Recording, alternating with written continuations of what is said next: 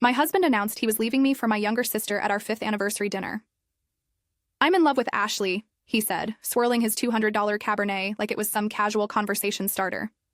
I smiled, placed my napkin on the table, and said, "Enjoy your meal," before walking out. What Greg and Ashley didn't know was that I'd been gathering evidence of their corporate espionage for months. 3 days later, when I released everything to the FBI, SEC, and both our companies, they weren't just relationship-less. They were jobless, reputation-less, and soon-to-be freedom-less. The look on Greg's face when I walked out of Canlis, Seattle's most pretentious restaurant where entrees cost more than my first car payment, was almost worth the betrayal. Almost. He expected tears, screaming, a scene worthy of those reality shows he pretended to hate, but secretly binged on his iPad. Instead, he got silence and the gentle click of my Louboutins, the ones he said were too expensive, but somehow my sister could afford the same pair. Against marble flooring as I disappeared into the rainy Seattle night. "Lauren, wait," he called.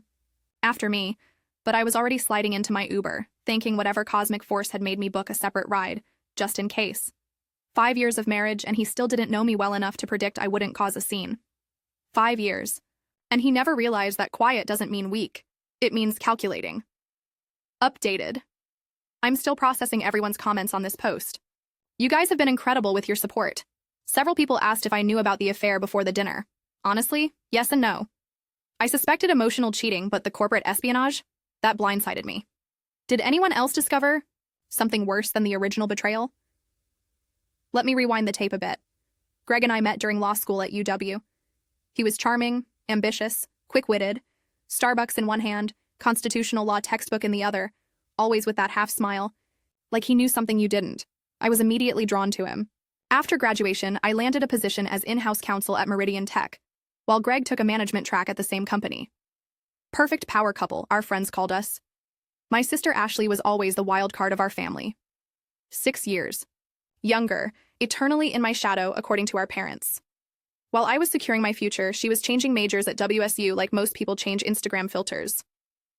When she finally graduated and landed a job at Next Gen Innovations, Meridian's biggest competitor, I was genuinely happy for her.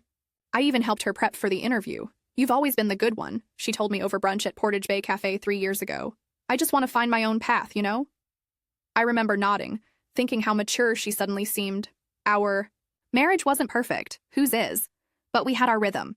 Work hard during the week, hike the Cascades on weekends, dinner with my parents once a month, occasional date nights at Capitol Hill's newest restaurants. Greg started traveling more.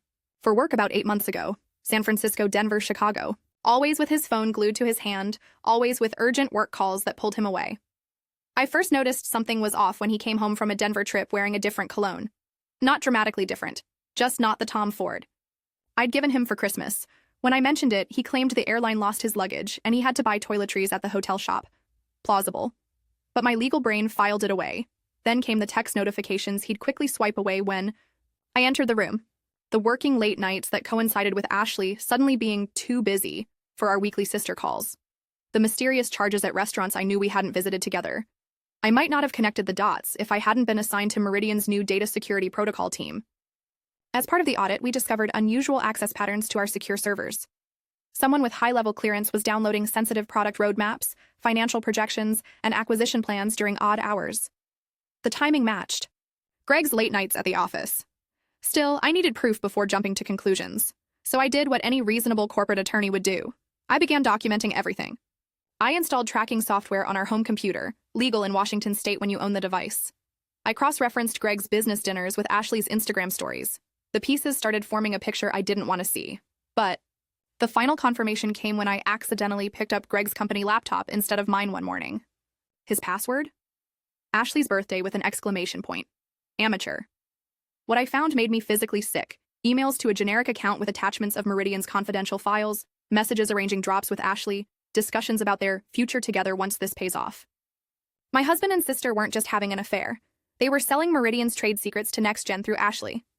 The betrayal was doubled, tripled even. Personal, familial, and professional. I could have confronted them immediately. I could have gone straight to Meridian's CEO or the FBI. But the lawyer in me knew I needed an airtight case. So for 2 months, I said nothing. I smiled through dinners while collecting evidence. I kissed him goodbye in the mornings while backing up incriminating files. I chatted with Ashley about her exciting projects at work while recording our Conversations. Again, legal in Washington with one-party consent. Which brings us to our anniversary dinner. When Greg suggested canless, I should have known something was up. He usually complained about their pretentious small portions. But I agreed, thinking it might be the perfect place to confront him with what I knew. I never got the chance. He dropped his bomb first. So there we were at Canlis, overlooking Lake Union, the Seattle skyline twinkling like nothing was wrong with the world. I'd spent 2 hours getting ready, slipped into that black Diane von Furstenberg dress he'd always loved, applied my makeup just the way he preferred, natural but enhanced, whatever that meant. My evidence folder was downloaded to my phone, ready for the confrontation I'd rehearsed a dozen times. The waiter had just brought our appetizers, $32 foie gras that Greg insisted on ordering despite knowing I found it ethically questionable, when he cleared his throat and reached for my hand across the table. "Lauren," he said, his voice carrying that practiced sincerity I'd once found endearing in courtroom simulations. "We need to talk." I braced myself, thinking maybe he'd sensed what I knew. Instead, he dropped a bombshell I hadn't prepared for. "I'm leaving you." He maintained eye contact, probably a technique from that negotiation workshop his company paid $5,000 for last year. "I've fallen in love with someone else." I sat perfectly still, my legal training kicking in. Never react immediately. Assess all information before responding. "It just happened," he continued, filling my silence with justifications. "We tried to fight it, but some connections are just undeniable." "Who?" I asked, though I already knew. I needed him to say it. He took a large sip of his wine, probably for courage. "Ashley." Even expecting it, hearing my sister's name felt like being doused with ice water. The restaurant sounds muted around me as he continued talking. "She understands me in ways you never could. We're more aligned in what we want from life." He had the audacity to look sympathetic. "You're so focused on your career, Lauren. Always have been." That's when I noticed his tells, the slight twitch in his left eye, the way he kept adjusting his watch. Greg wasn't just leaving me, he was lying about why. This wasn't about love or connection. This was about the $1.2 million NextGen had deposited, in increments to an offshore account I discovered last week. "How long?" I asked, keeping my voice neutral. "A few months," he admitted. Then, as if offering consolation, "We're going to wait a respectable amount of time before going public. We don't want to hurt you more than necessary." How considerate. "There's more," he said, reaching for his phone. "Ashley wanted to be here, but we thought that might be too much. She's on standby, though, for closure." He turned his phone toward me. Ashley's face on FaceTime, wearing the earrings I'd gotten her for her birthday. She looked nervous but determined. "I'm so sorry, Lore," she said, using my childhood nickname like she had any right to it anymore. "We never meant for this to happen." In that moment, staring at their guilty faces, something crystallized in me. They had no idea what I knew. They thought this was just about an affair. They were sitting there, waiting for me to fall apart, to make accusations about sisterly betrayal and marital vows. They had no clue that I'd already forwarded evidence of their corporate espionage to my private email, that I documented every file transfer, every meeting, every suspicious bank deposit, that while they were planning their exit from my life, I was building their entrance into federal investigation. I smiled. "I see," I said calmly, folding my napkin. "Well, I wish you both happiness." Their faces registered confusion. This wasn't the script they'd prepared for. "You're not upset?" Greg asked, suspicion creeping into his voice. "I'm many things right now, Greg, but I've never been one for public scenes." I stood up, smoothing my dress. "Enjoy your meal." I believe I've lost my appetite. "Lauren, wait," Ashley called from the phone. "No," I said, finally letting a hint of steel enter my voice. "I don't think I will." I walked out of Canlis with my head high, nodding politely to the maitre d', who looked concerned at my solo departure. Once outside, I took my first full breath in what felt like hours. In my Uber home, I blocked both their numbers and began executing the plan I'd prepared, just in case tonight went exactly as it had. First, I emailed Meridian's CEO requesting an urgent meeting for the following morning. Then I organized the final pieces of evidence into a comprehensive report. Finally, I forwarded everything to my contact at the FBI's white-collar crime division, Special Agent Tamara Wilson, who had graduated a year behind me at UW. That night, I slept surprisingly well for someone whose personal life had just imploded, perhaps because I knew what was coming next. The following morning, I walked into Meridian's headquarters earlier than usual, my presentation ready. CEO Jackson Chen met me in the conference room, concern evident on his face. "Lauren, your email said this was urgent. Are you okay?" "No, Jackson, I'm not. But Meridian won't be either if we don't act quickly. I connected my laptop to the projector. I've discovered a significant data breach. Over the next hour, I laid out the evidence. Access logs showing Greg's credentials used to download confidential files, emails between anonymous accounts discussing transfer of those files, bank records showing payments from shell companies linked to NextGen. Are you certain? Jackson asked, his face ashen. Absolutely, I replied, clicking to the final slide. And there's one more thing you should know. The NextGen employee facilitating this breach is Ashley Thompson, my sister. His eyes widened with understanding. Lauren, I don't know what to say. This is personal and professional. I finished for him. I've already contacted the FBI. They'll want to speak with you, but I wanted Meridian to be prepared first. Jackson was silent for a moment. What do you need from us?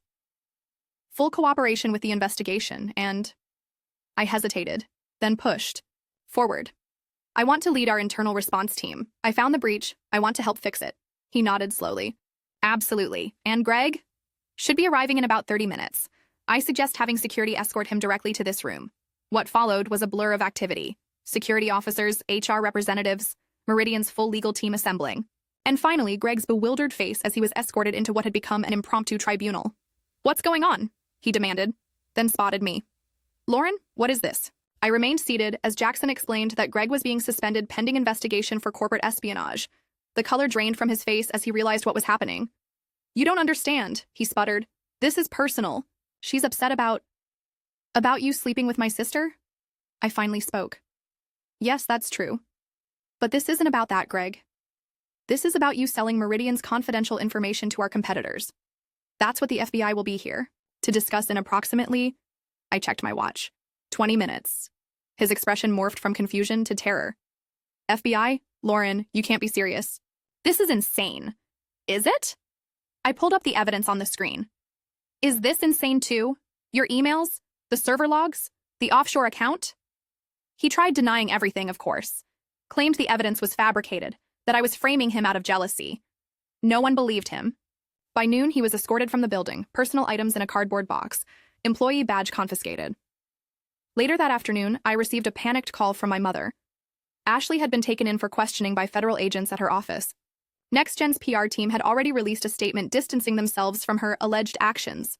I almost felt sorry for them both. Almost. Updated. I'm floored by the response to this update. Many asked if I was afraid of retaliation. Honestly, yes. The first night after everything went public, I slept with a chair against my door. Someone asked if I've spoken to my parents since. We're working through it. Ashley was their favorite, and they're struggling to accept what happened. Has anyone else had to rebuild family relationships after something like this? The fallout was swift and merciless, like watching twin avalanches consume everything in their path. By day 2, both Greg and Ashley had been fired. NextGen issued a press release emphatically denying any corporate knowledge of Ashley's activities, promising full cooperation with authorities. Their stock dropped 14% in a single day. Meridian fared marginally better, our stock only dipping 8% before stabilizing when we announced enhanced security protocols. Greg called me 17 times from different numbers before finally leaving a voicemail that alternated between begging forgiveness and threatening legal action for violating his privacy. I forwarded it to my attorney without listening to the end. Ashley sent a 5-page email explaining how Greg had manipulated her, how she'd always felt overshadowed by me, how this had been her chance to finally prove herself. She claimed she hadn't understood the legal implications of what they were doing. I almost laughed at that part. She'd dated a corporate compliance officer for 2 years during college. She knew exactly what industrial espionage was. My parents were devastated.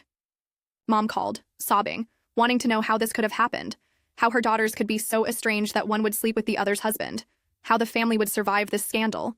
Dad was quieter, his disappointment conveyed, in heavy sighs and long pauses. We raised you both better than this, he finally said. You raised me better than this, I corrected gently. I didn't have an affair or commit federal crimes. He had no response to that. By day 3, formal charges were filed. The evidence was overwhelming. Both Greg and Ashley were looking at potential sentences of up to 15 years for theft of trade secrets, wire fraud, and conspiracy. Their bail was set at $500,000 each. Their public images collapsed like houses of cards. Greg's carefully curated LinkedIn profile, with its exaggerated accomplishments and strategic connections, became a digital ghost town as former colleagues distanced themselves. Ashley's Instagram, once filled with aspirational office outfits and motivational Monday quotes, was deleted entirely. reporters called. Former friends texted for gossip. Distant relatives emerged from the woodwork with opinions. I spoke to none of them, focusing instead on the internal investigation at Meridian and my own healing process. Jackson called me into his office at the end of that week. I expected gratitude, maybe a token bonus for uncovering the breach. What I got was a promotion. We're creating a new position, he explained. Chief Information Security Officer, overseeing both legal and technical aspects of data protection. The board unanimously agrees you're the person for the job. The salary increase was substantial. The authority, even more so. The vindication, priceless. That weekend, I moved out of the house Greg and I had shared. I took only what was indisputably mine, leaving behind the wedding photos, the vacation souvenirs, the life we'd built on quicksand. I found a high-rise apartment downtown with floor-to-ceiling windows and a view of Puget Sound that made me feel like I could breathe again. On Sunday night, I received a text from an unknown number. Visiting hours are Tuesdays and Thursdays, 1 to 4 p.m. if you want to see your sister. She could use a friendly face. Mom. I didn't respond. 6 months later, I'm sitting in a courtroom watching Greg and Ashley accept plea deals. Their lawyers negotiated down to 5 years each, with the possibility of parole after 3. NextGen settled with Meridian for an undisclosed amount rumored to be north of $50 million. My promotion came with stock options that have already doubled in value. Greg looks older, the confident smirk replaced by resignation. When our eyes meet briefly across the courtroom, he quickly looks away. Ashley, on the other hand, stares directly at me, her expression unreadable. Part of me wonders if she's planning her comeback story already. The tell-all memoir about how she was seduced into corporate crime by her sister's husband. My parents sit on the other side of the courtroom, having chosen to support Ashley through the trial. We speak occasionally now, strained conversations about nothing important. My mother keeps suggesting therapy. For all of us, as a family. I keep suggesting reality. As the judge announces the sentencing, I feel no joy, no satisfaction, not even anger anymore. Just a quiet certainty that I did what was necessary, what was right. The justice system is handling their legal punishment. Life is handling the rest. I've been seeing someone new, a cybersecurity expert I met during Meridian's system overhaul. He laughs at my terrible tech jokes and never questions why I triple-check the security settings on my devices. Last week, he asked if I wanted to meet his family. I said yes, though the thought still makes my stomach clench. Trust doesn't come easily anymore. But then, maybe it shouldn't. After the sentencing, I declined comment to the reporters clustered outside the courthouse.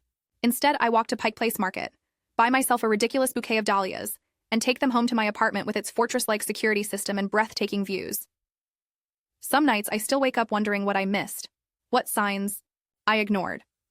Other nights, I sleep peacefully, knowing that while they thought they were ending our story at that anniversary dinner, I was really just beginning a new chapter of my own. Updated. Thank you all for following this journey with me. The most common question I've received is whether I would have exposed them if they hadn't betrayed me personally first. Honestly, yes. Corporate espionage isn't just about companies. It affects employees, customers, and markets. Their betrayal just gave me the emotional distance to see things clearly. Has anyone else found that personal betrayal actually freed you to make difficult but necessary decisions?